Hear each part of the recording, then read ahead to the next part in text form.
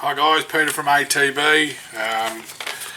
A bit of a stuff up, so to speak, this morning with Darren. We did a phone screening of ATB TV. It recorded, but no sound. So you're going to have to put up with me for 10. I'll highlight some of the comments Darren made about the horses that we had running and have coming up. Not a lot. We had 4 runners last week. We've got 3 coming up. Just quickly glean over Swan Hill Carnival next week, where hopefully we've got Serious Suspect in the Golden Topaz. So apologies for that. We'll be back next Thursday, and we'll have a bit more of a comprehensive wrap of everything that happens this week and next. Darren's on his way home from Coolangatta, so I couldn't tap into him to redo ATB TV. So sorry about that, but anyway, we push forward. Last week, Sea Princess nearly got the job done at Ballarat on Friday on the synthetic. She looked the winner all the way down the home straight, but just couldn't quite reel in the leader and eventual winner. She's got done half ahead.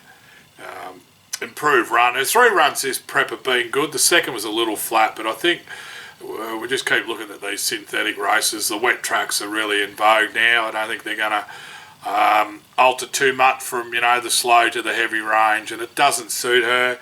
But between Ballarat and Pakenham, I'm sure Maddie Williams can find a race for her and tick off a win for the owners shortly. Will Price rode her well, got her to the crown of the track, but just ran out of ground trying to reel in the leader and winner. Sunday, speaking of looking for dry tracks, Mitch Freedman took a dandy man to Mildura. He was terrific. His racing pattern is to lead or sit outside the leaders, but he couldn't actually get to the lead. There was a bit of pace in the race. That can be generated just because of Mildura and the dynamics of the track, where a lot want to get there because it's the best place to be. In saying that, Talia rode him pretty well, produced him at the top of the straight. He looked the winner, 200 out, but a couple just got over the top of him, and he's got beaten a neck and a neck. Honest again, he now goes to the paddock. He's had 10 or 12 runs this prep, a couple of wins, a win at Sandown, placed at Sandown maybe twice, an unlucky run at Flemington, and yeah, generally if things haven't gone his way, it's been basically because of a barrier. Or a wet track, or at Caulfield he missed the start, which didn't help his causes there. But picked up 70-odd thousand, good, genuine, honest horse, and after a 4 or 5 week break, we'll get him back in for spring racing into the summer dry tracks. Tuesday, speaking of wet tracks, it's as wet as I have seen horses run around on in a long time, and that was at Hamilton on the heavy 10. Probably a heavy 15. They were getting into it knee deep. Safe as houses, but just wet and cold, and there was hail and there was rain and almost snow. So anyone that went, participants, spectators, you certainly had to brave the elements there at Hamilton. Our 2 runners weren't very brave. They were disappointing in fact. Pat Ryan trained Periscope and Magnanimous Man. We've seen Periscope before. He's had 2 really good hurdle runs on giving ground, not so much heavy, for a second and a third. The second last year, and then the third first up at the carnival. But he just got bogged. As Darren said, Pat put winkers on him, and he was probably fired up a little bit too in behind the leader, and just with the heavy ground, he was going a long way out, beaten a long way. So he'll shape up at Bendigo tomorrow in a flat race. They certainly don't let up on these jumpers once you get them in vogue. They need to be rock hard fit to be winning these hurdles, and he'll trek around tomorrow over 3,600 at Bendigo on the flat just to tune him up for his next hurdle start, which will look at Cassidy's and Coleraines and maybe Warrnambool, but just a better track for him. So he could actually get across the top of the ground rather than into it. Magnanimous Man, he was just disappointing, full stop. I know a report was coming out to the owners after Pat was going to get veterinarian Andrew Cuss to scope him just to see if it was an issue with his breathing, because he travelled super for most of the race, and then top of the hill as they descend towards the home straight, he just gave nothing. and was eased out of the race. Part of the protocols with jumps, horses, if they can't win and they're tired, you don't jump whatever hurdles are remaining or steeples. So he didn't finish, and yeah, jury's really out. Is at the crossroads. An older horse now that's come back off injury, he might be looking after himself, as Pat describes, and when they're cantering and just taking it along, it's fine, but when the pressure goes on, he just seemingly doesn't want to do it. So we'll have more info out for the owners possibly later today. Runners coming up. Head to Flemington. We've got a couple of nice chances. I mentioned Periscope at Bendigo, so he's just churning up for his next hurdle run, but at Flemington, literary magnets there to win, hopefully. Drawn 14 from the 1400 metre start, as Darren said when we spoke earlier. It's not ideal. What may help that is Flemington's probably going to play in the heavy range for the first time in a long time.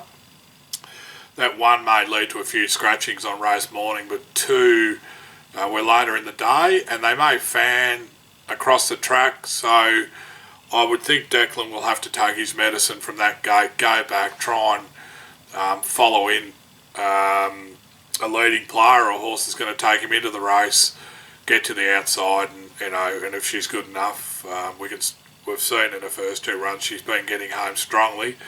If she's close enough to be able to do that, I give her a really good chance at $8, nearly $3 a place. Good play. She's a smart filly, classy filly, and tomorrow she's from last start down in class. Up in class, slightly down in weight.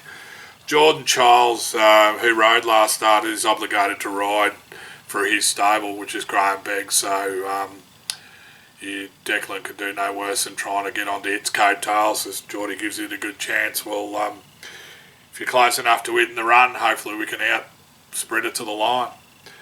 I mentioned Periscope Sunday. We've got another horse with a real good chance, another horse knocking on the door. Limited in ability but can stay, and that's Shine and Dandy. Hopefully we can knock over the win for the owners. 2400 metre maiden at Geelong. Jamie Mott to ride, which is a huge tick. And don't knock on the boys that have been on him, but when you do get a senior ride of Jamie's class riding around at a Sunday meeting, you've sort of got a fair leg up to a win. He's been placed the last three times virtually over the same trip, so he gets his chance. The weather will present a heavy track, which you'll like, and yes, fingers crossed we can get the job done with Shine and Dandy. If he gets the win, I know Andrew Bobbin has ticked off one hurdle trial. I think you need two to get your ticket to go jumps racing. That's a discussion the owners can have later, whether they want to push on down that path or cash him in, and he'd make a few dollars as a prospective jumper.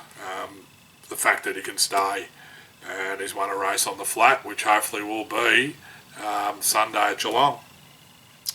Not much more. I mentioned Serious Suspect in the Golden Topaz. That's Friday. Now Darren and myself, as I said, we'll get together on Thursday and we'll discuss that in more detail when we know the fields. But look, he'll be a super chance up there. Been running really well in good class races in the city, and obviously out at Sale when he in the boat won the Good Friday race for $500,000. So it'll be a little bit of a drop back in class. You'll probably have to lump, depending what gets nominated, but you would think probably 58, maybe 59. You do get a couple of high-rated horses in the race that can help you get down in the weights a little, but you're probably not going to be below 57.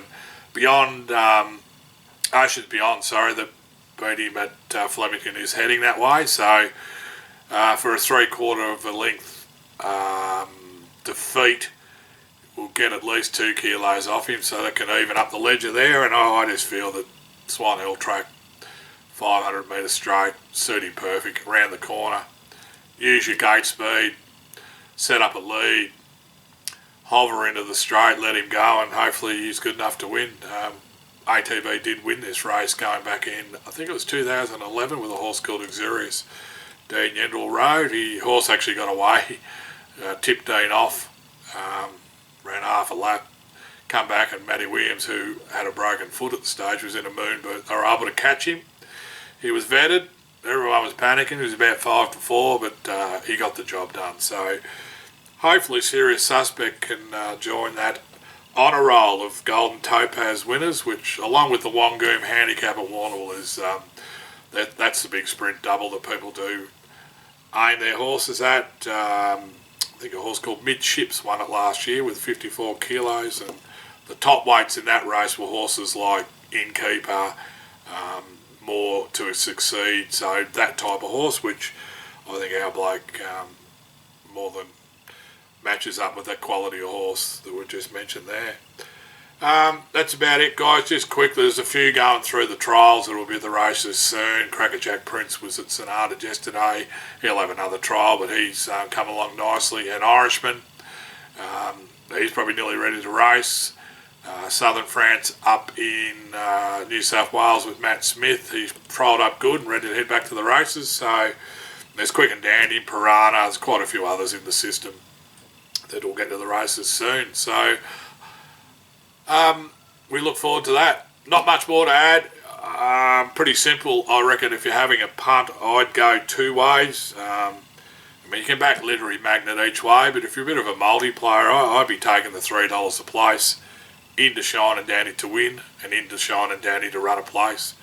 Pretty simple, but you're going to get $3 the place into about $5 the win. It's $15.